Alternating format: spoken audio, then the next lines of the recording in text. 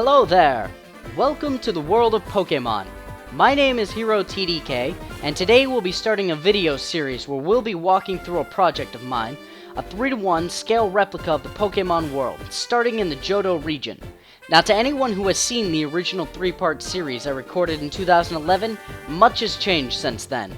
With the addition of new systems, blocks, items, and redstone components, Pokearth has never looked better.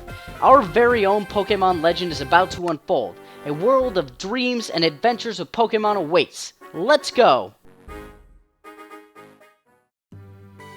Now our adventure begins once again in New Bark Town. Now, anybody who is familiar with the original series, which probably isn't any of you, will notice that I've redesigned a lot of the buildings. That's because I realized that the textures and the builds that I were using were awful.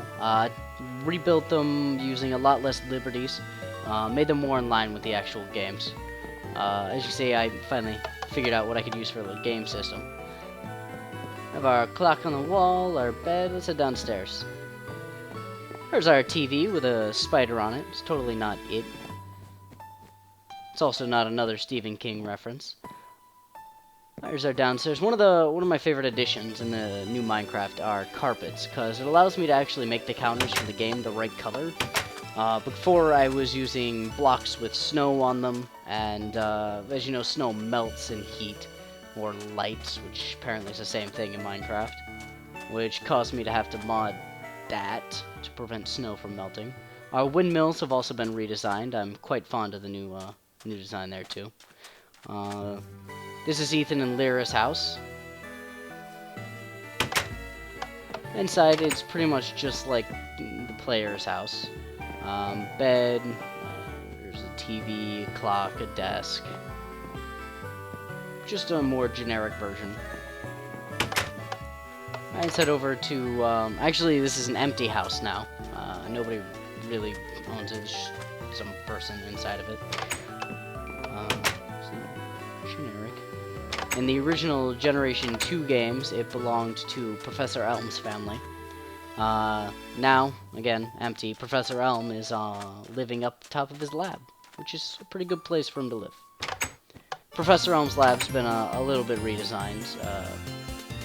Again, just not much to it. His eye. That's a little outdated, isn't it? Alright, let's head upstairs and look at Professor Elm's house. I love the addition of flowers. There's so many flowers, it gives me so many things that I needed for the game. Upstairs, just another generic looking house. A little more interesting, some bookshelves and stuff. But with the addition of flowers, especially the oxeye daisies, I can finally have red and white flowers instead of red and yellow. I get the azure bluets, which allow me to make the little white patches. Before I was using... Well, actually, I wasn't using anything, now that I think about it. Let's get an overview shot of New Bark Town before we go. Alright. Let's hit the road. Route 29, here we come. Now, 1.7 has been great.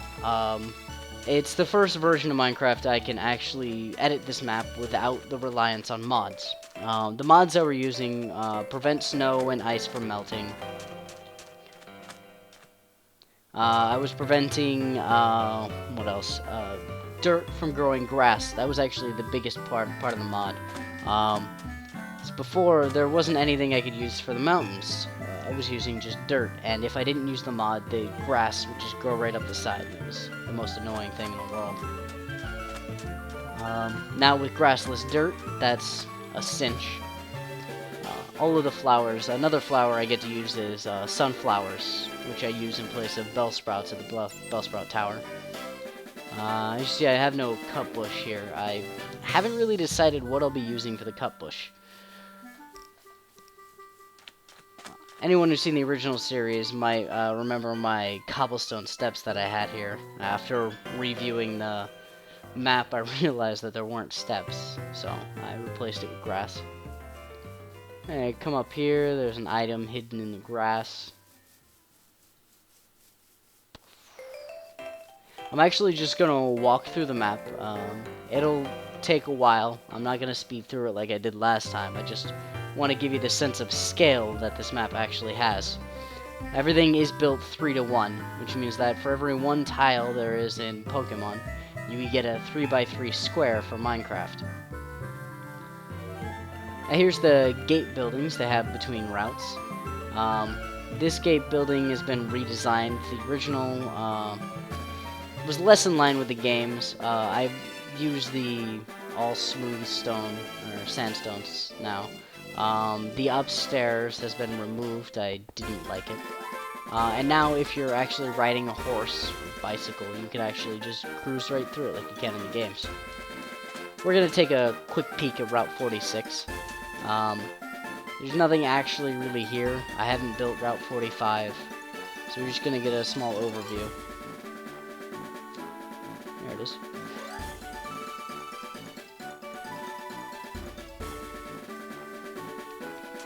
Have you noticed that I'm using wool here for the blue? I used to use lapis lazuli, but with the texture update that it received, it's now a very tiled texture. It doesn't make for smooth surfaces very well. Up ahead, you'll see a berry tree. I finally decided what to use for a berry tree when jungle and cocoa beans came out. Jungle wood, that is. Thought it'd be perfect. So let's get an overview of Route 29 here before we head into Cherry Grove. There we go. Now you see Cherry Grove up there.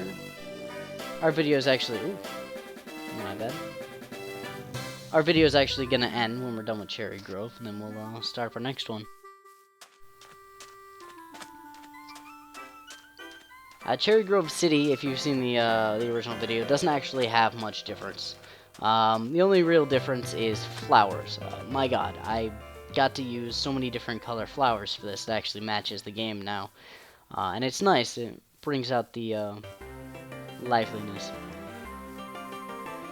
Alright, so let's take a look in the houses, and then we'll take our first gleam into the Poke Center. First we have generic house. No name lives here. Another thing I did is to keep buildings lit up inside. They were kind of dark initially. I replaced the entire, well, not replaced, but I lined the entire ceilings of all of the buildings with glowstone. Really, I just can't make it in here.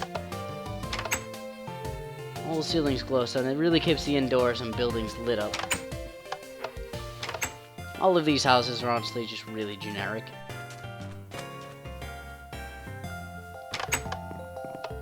Stove, sink, fridge, yay. Alright. We have our little inlet here, tiny little bay. Swim over here and fight a guy and get some mystic water. Have our rock climb area up there for Generation 4 Pokemon. And actually, if you see over there, you can see Route 32 loading.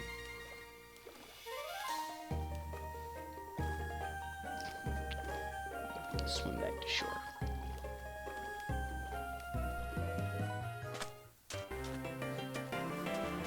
Alright, let's go take a look at the Poke Center. Now, the Poke Center has been redesigned. I used a lot of the new blocks, the stained clay, and the wood for seats and everything. So it looks a lot nicer on the inside now. Very smooth in the texturing. I put command blocks down here for teleports, but they don't teleport you anywhere yet. Figure out what I'm going to do for the multiplayer stuff. Probably just make a room that it teleports you to. Alright, let's head downstairs. Now well, first let's take a look. This is where I was going to put the town map. Unfortunately, the sun is sideways, because if you remember, I think before the adventure update, the sun traveled north to south in the sky.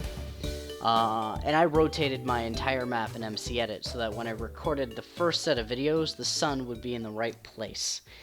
And unfortunately, when they fixed it, MC Edit has this inability to rotate paintings, and I did build Goldenrod City, which has just a metric fuck ton of paintings.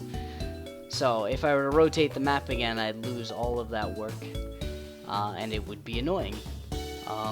Downstairs, I've redesigned to be a lot shinier. Yeah, not much to it, just the Wi-Fi center.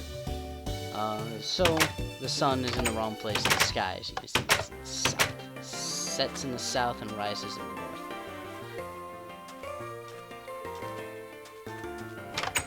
Alright, let's look at our Pokemon. I'm not sure why that was duplicated.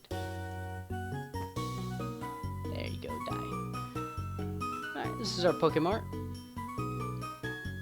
Yep, not much to that. It's starting to get dark. I think we're gonna have to head inside. Let's take one gleam over the city real quick. Get our overview shot of Cherry Grove.